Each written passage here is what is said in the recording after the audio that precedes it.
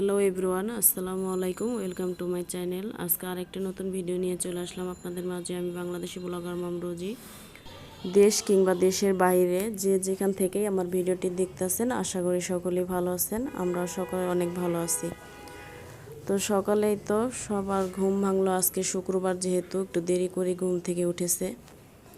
তো সকাল 11টার দিকে আমাদের সকালের আজকে খাবারটা খেয়ে নিলাম। তো আজকে খুব সাধারণভাবে ডাল, আলু ভর্তা, ডিম ভাজি করে তো সকালে খাবারটা শেষ করে নিলাম। তো এদিকে দুপুরের 12টা বাজে। তো আয়ানকে একটু গোসল করিয়ে দিয়েছি। তো গোসল করিয়ে ওর খাবারটা দিয়ে দিলাম। তো আয়ান যেহেতু ছোটো আর সকালে কিছু একটা খায়নি, শুধুমাত্র একটি ডিম দিয়েছিলাম ওকে।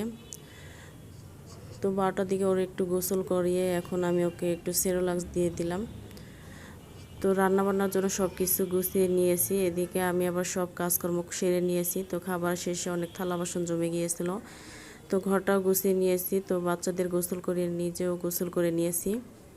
তো সবার মাঝে তো নিজেরও একটু টেক কেয়ার দরকার। তো গোসল করে তারপরে রান্নাটা বসিয়ে দেব। তো এদিকে আমি মাছ ভিজিয়ে রেখেছি। ইলিশ মাছ রান্না করব আজকে। কলমি শাক রান্না করব চিংড়ি মাছ দিয়ে, আর করলা ভাজি করব। তো আয়ানকে খাইয়ে নিলে আমার একটু চিন্তা কম হয়। তো ওর যেহেতু পেট ভরা থাকলে আর বেশি একটা জ্বালায় না, সেজন্য ওকে আগে একটু আমি খাইয়ে নেব। তো বাচ্চাদের খাইয়ে খেলতে দিয়ে তারপর আমি রান্নাটা বসিয়ে দেব। তো দেখুন কত দুষ্টুমি করতেছে। তো নাফিজেও এখানে বোট খেলতেছে। তো গত সপ্তাহে নাদিমের বাবা নাদিমকে নিয়ে এই বোট গ্রাম বোটটি কিনে নিয়ে আসছিল। তো দেখুন দুই ভাই কিভাবে খেলাধুলা করছে। তো আপনাদেরকে একটু দেখিয়ে দিলাম। তো আয়নকে খাওয়ানোর শেষে আমি ওদেরকে খেলতে দিয়ে দিলাম। তো বোটটা নামিয়ে দিলাম। তো দুজনকে গুটি নামিয়ে দিয়ে দিলাম খেলার জন্য। আর নাদিমের বাবা নামাজ পড়তে চলে গেল। তো দেখুন কিভাবে আয়ান খেলতেছে আর কীভাবে গুটি সাজিয়ে নিচ্ছে। তো সব থেকে সেরা খেলোয়াড় আমার ছেলে। তো একা একাই গুটি হাত দিয়ে ফিক্কা মারে এবং কোটে দিয়ে দেয়। তো গুছিয়ে ভাঁজ করে নেয় নিজের। তো নাফিজের সাথে একটু বাজাবাজি হয়। তো নাফিজ সরে গেছে। তো কিভাবে খেলে তো ভাইকে ওর বাবাকে দেখে, তো এইভাবেই খেলার চেষ্টা করে। তো পুরো উঠে খেলতে আসে বোটের উপরে। তো রান্নাটা এদিকে বসিয়ে দেবো আমি এখন। তো এখানে মাছটা ভালোভাবে ধুয়ে নিয়েছি। তো এখানে হলুদ আর লবণ মাখিয়ে মাছটা আমি ভেজে নেব।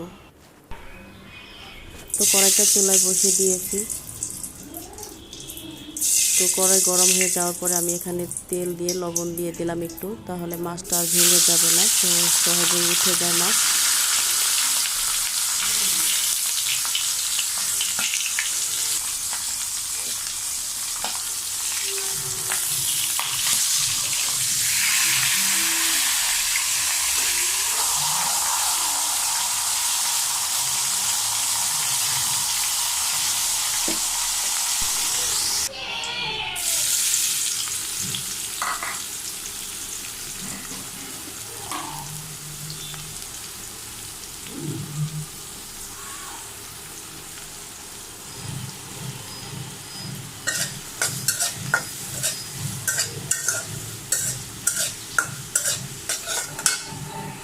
তো মাছের মাথার সাথে আমি মাছও ভেজে নিয়েছি। তো আলাদাভাবে মাছ ভেজে নিলে হয় কি মাছটা ভাঙার সম্ভাবনা থাকে না। তো সেই জন্য আমি মাছের মাথাটা ভেজে নিয়েছি এবং মাছও ভেজে নিয়েছি। তো অফ ক্যামেরায় মাছ ভাজা হয়ে গেছে আমার। তো এদিকে মাছটা আমি কিভাবে ভুনো করি, তো পেঁয়াজটা ভেজে নিলাম ভালোভাবে। তো এখানে পরিমাণ মতো লবণ দিয়ে দিলাম, হলুদের গুঁড়ো, মরিচের গুঁড়ো।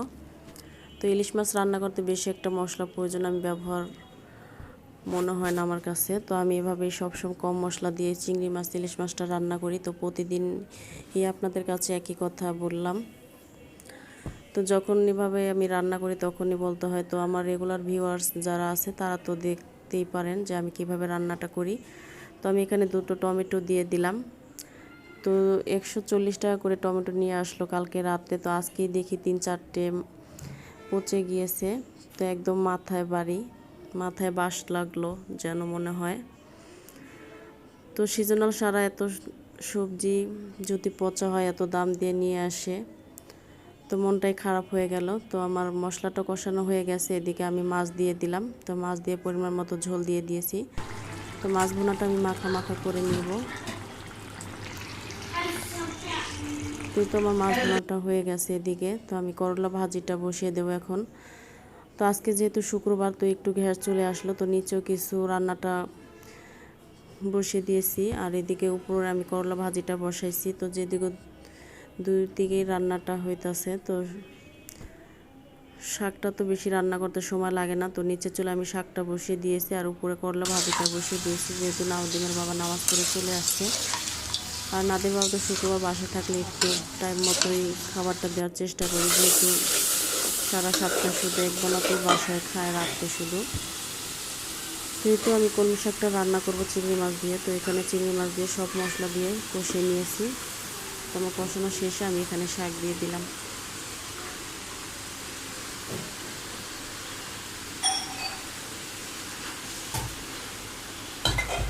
তো রান্না শেষ করতে না করতেই তো রান্নাঘরে প্রচণ্ড এসে পড়েছে।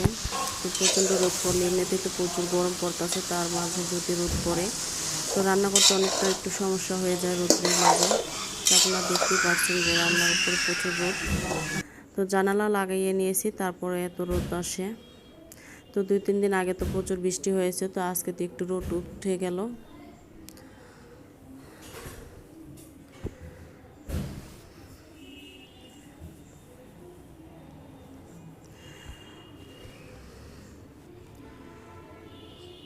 তো আমি এখন ভালোভাবে শাকটা কষিয়ে নিয়ে রান্না করে নিলাম। তো এই তো আমার রান্নাটা শেষ হয়ে গেছে। তো আজকে 3টা আইটেমের রান্না করলাম। তো দেখুন রান্নার কালারটা কত সুন্দর হয়েছে, লোভনীয় হয়েছে। তো ভিউয়ার্স, আমার আজকে ভিডিওটির মাঝে যদি কোনো অংশ আপনাদের কাছে ভালো লাগে থাকে, অবশ্যই একটি লাইক দিয়ে দিবেন। তো আপনাদের একটি লাইকে অনেকের কাছে আমার ভিডিও পৌঁছে দিতে পারে। আর যারা প্লিজ আমার চ্যানেলটি এখনও সাবস্ক্রাইব করেননি, অবশ্যই সাবস্ক্রাইব করে আমার পাশে থাকবেন। তো পাশে থাকা বেল আইকনটি ক্লিক করে দেবেন, তাহলে নিত্য নতুন ভিডিও আপনাদের মাঝে পৌঁছে যাবে, তাহলে আপনারা দেখে নিতে পারবেন। তো অবশ্যই আজকে কমেন্টের মাধ্যমে জানাবেন আজকে আমার রান্নাটা কেমন হলো আর কাজকর্মটা কেমন হলো। তো আজকে কাজ বলতে তো বেশি তেমন কিছু দেখায়নি, তো রান্না বান্না, বাচ্চাদের খাওয়ানো সামলানো, এটাই।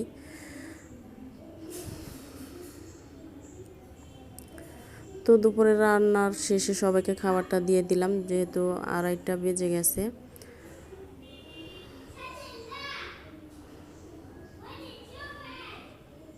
তো ভিউয়ার্স, যদি ভিডিওর মাধ্যমে কোনো ভুল ত্রুটি হয়ে থাকে অবশ্যই কমেন্টে জানাবেন।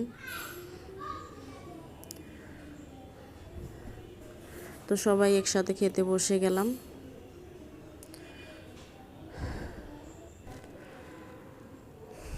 তো ভিউয়ার্স, আজকে ভিডিওটি এ পর্যন্তই। পরবর্তী ভিডিও দেখার আমন্ত্রণ জানিয়ে এখানেই বিদায় নিচ্ছি। এতক্ষণ আমার সাথে থাকার জন্য অসংখ্য ধন্যবাদ। আল্লাহ হাফেজ, আসসালামু আলাইকুম।